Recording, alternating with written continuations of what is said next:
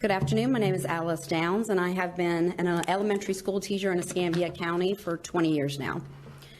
The video that I'm here speaking about, and that two people have already spoke about, it was a mandatory watch party for every school district employee.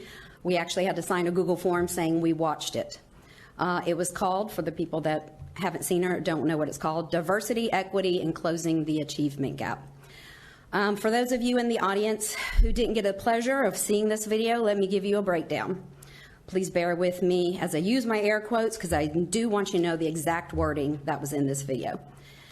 To begin, there was not one, not two, but 7 different scenes of completely racist white people depicted in the video.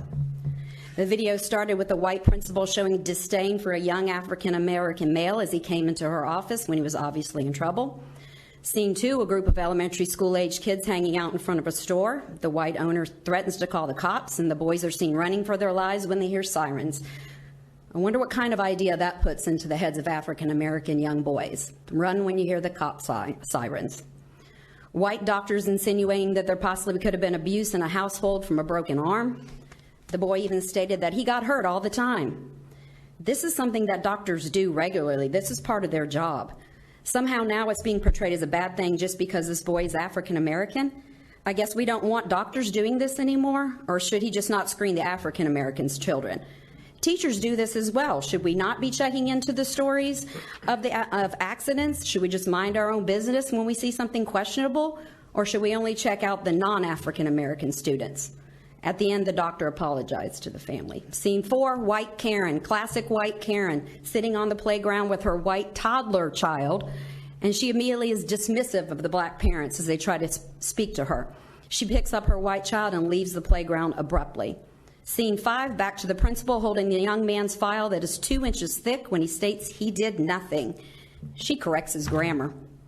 White teacher reprimanding a kindergarten-aged African-American young man because she thinks he's the one at fault between him and a white boy fussing over a book. She punishes the black boy without even knowing the situation, doesn't happen, and sends him to timeout. The white boy is seen smirking heavily as the African-American boy is punished. Flashback to the white principal apologizing profusely to the African-American young man when she realizes how much racism he's experienced from white people. Next, the video shows a handy-dandy chart called the Cultural Competence Spectrum, so we can easily tell just how racist we are as educators. And yes, I am mad. I thought it was a real helpful chart, by the way. This chart states oblivious as the first level. It says these people that are oblivious believe that differences do not exist and you don't see color. To me, these two phrases are not the same.